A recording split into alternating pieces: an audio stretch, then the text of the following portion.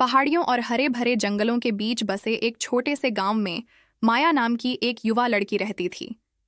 माया अपनी साहसिक भावना और अपनी अतृप्त जिज्ञासा के लिए जानी जाती थी। एक दिन अपने गांव के पास जंगल की खोज करते समय उसकी नज़र एक झरने के नीचे छिपी एक प्राचीन रहस्यमयी गुफा पर पड़ी।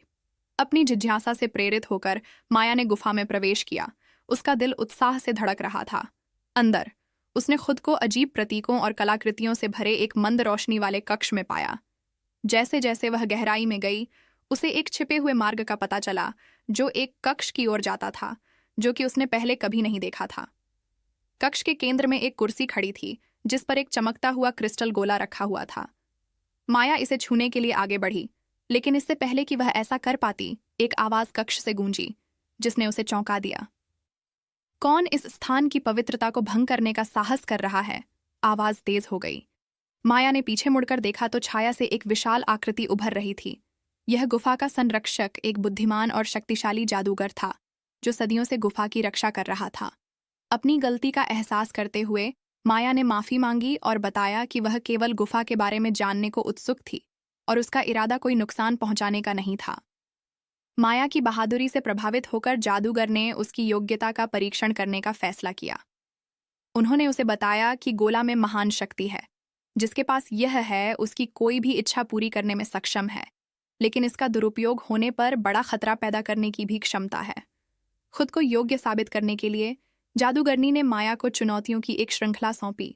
उसके साहस, ज्ञान और करुणा का परीक्षण किया। रास्ते में माया को पौराणिक प्राणियों का सामना करना पड़ा, प्राचीन पहेलियों को सुलझाना पड़ा और अपने गहरे डर का सामना करना पड़ा। जैसे ही उसने गुफा के माध्यम से यात्रा की, माया ने गोला के असली उद्देश्य को उजागर किया।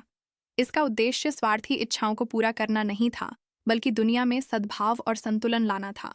इस रहस्योद्घाटन से प्रेरित होकर माया ने अधिक अच्छे के लिए ऑर्ब की शक्ति का उपयोग करने की कसम खाई।